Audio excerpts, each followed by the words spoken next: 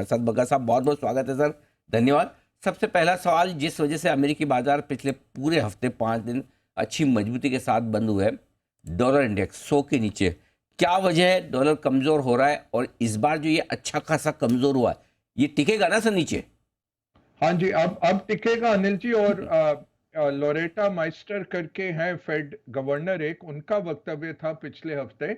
उन्होंने यही कहा कि देखिए, रेट शायद एक बारी दो बारी बढ़ाने पड़े, बट ये तय है कि ज्यादातर जो रेट हाइक था वो हो चुका है। तो मार्केट ने अभी क्या पचाया हुआ है कि अगले हफ्ते 26 तारीख को जब फेड की अनाउंसमेंट आएगी 25 बेसिस पॉइंट है। और मेरा अभी भी कहना है वन एंड डन। ऑफिशियली वो नहीं कह सकते क्योंकि एक और वॉलर जो है, फेड गवर्नर, एक और क्रिस्टोफ वॉलर, उन्होंने पिछले हफ्ते यही कहा, देखिए सितंबर 2021 में एक बारी इन्फ्लेशन नीचे गई और फिर बढ़ गई, इसलिए हम खतरा नहीं लेना चाहते जो 1970 के दशक में था कि फेड ने रेट बढ़ाने जल्दी बंद कर दिए और फिर इन्फ्लेशन बहुत बेकाबू हो गई। जब 1980 में आके पॉल वॉलकर ने शॉक लगाया इकोनॉमी को और एक दिन में 12% रेट बढ़ाए, तब जाके बहुत स्थायी तौर पे इन्फ्लेशन काबू में आई। तो वो हम नहीं चाहते, हम धीरे धीरे इन्फ्लेशन की हवा निकालना चाह रहे हैं। तो एक तो है, और फिर देखेंगे सितंबर या नवंबर में जैसे डेटा आएगा उसके अकॉर्डिंग हम करेंगे। तो डॉलर की चाल क्या है? डॉलर देख रहा है कि अब यहां से फेड के रेट ज्यादा नहीं बढ़ने वाले।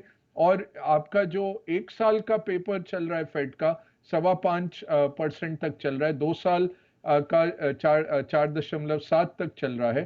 तो ये ऑलरेडी दर्शा रहा है। उसके सामने 10 साल का पेपर लगभग 3.8 3.7 के बीच में चल रहा है। तो ये दर्शा रहा है कि इन्वर्टेड कर्व है कि यहाँ से रेट और बढ़ने की गुंजाइश नहीं है। इससे डॉलर वीकनेस आती है और यूरोप और यूके अभी रेट बढ़ाएंगे थोड़ा और। तो ये हम देख रहे हैं, फोकस जा रहा है और करेंसीज पे। और ये बहुत एक स्ट्रीट पे अनिल जी एक कॉमन ट्रेड हो गई है कि डॉलर शॉर्ट और इमर्जिंग मार्केट करेंसी को लॉन्ग करें। चाइना नहीं लॉन्ग कर पा रहे क्योंकि चाइना के आज नतीजे बहुत खराब आए। डॉलर शॉर्ट और इमर्जिंग मार्केट की करेंसी लॉन्ग, तो हम भी तो रुपए में इमर्जिंग मार्केट में आते हैं, हमारा बढ़ ही नहीं रहा सर। नहीं, थोड़ा थोड़ा बड़ा थोड़ा दूसरा थोड़ा सा, हमारा बिल्कुल थोड़ा, बिल्कुल थोड़ा, हाँ। हाँ, और आरबीआई बैठा है ना हमारा, वो हाँ, देखते रहते हैं कि ज्यादा ना हो। तो आरबीआई के पास बहुत बड़ा एक एफएक्स रिजर्व भी है, प्लस हमारे फ्लोज हैं। तीसरा, जो हमारा एक्सपोर्ट्स के नंबर कम आए पिछले हफ्ते, तो उससे क्या हो जाता है, आरबीआई फिर प्रोत्साहन देगा एक्सपोर्टर्स को। और ऐसा नहीं करेगा कि रुपया बहुत तेजी से बढ़ जाए। ये कैरी ट्रेड जो प्ले होता है, ये ज्यादातर ऐसी करेंसीज में होता है जहां उनके सेंट्रल बैंक्स फ्री उनको छोड़ देते हैं। जैसे थाईलैंड का बात है, वो चलता है जैसे कि मार्केट की चाल है। हमारे यहाँ बहुत ही कैलिब्रेटेड रहता है, आरबीआई उसको पकड़ के रखेगा, इतनी जल्दी नहीं करने देगा क्योंकि एक्सपोर्टर्स पे हानि आ जाती है। चाहे इन्फ्लेशन कम होगी, अगर आप रुपए को बढ़ने दें तो तेल जो हम इंपोर्ट करते हैं वो सस्ता हो जाएगा। तो एक बैलेंस आरबीआई रखता है अनिल जी। क्या है कि सर अभी अभी जो चीन से डेटा आए हैं उनके मैन्युफैक्चरिंग के, तो वो घट कर आए, 1% कम होकर आए 6.3% के आसपास। जो लोग उम्मीद लगा कर बैठे कि चीन से शायद ग्रोथ फिर से लौटती हुई दिखेगी, क्या थोड़ा ग्लोबल इकोनॉमी के लिए झटके वाली बात है या कोई खास बात नहीं, इग्नोर? नहीं, थोड़ा सा कम नंबर आया अनिल जी। अनुमान था 7.3 तक का, तो 6.3 आया। और उसमें अगर देखें तो रिटेल सेल्स कम थी, प्रॉपर्टी की कीमतें गिर रही हैं, और बैंकिंग में काफ़ी प्रॉब्लम आ रही है एनपीएस के चलते।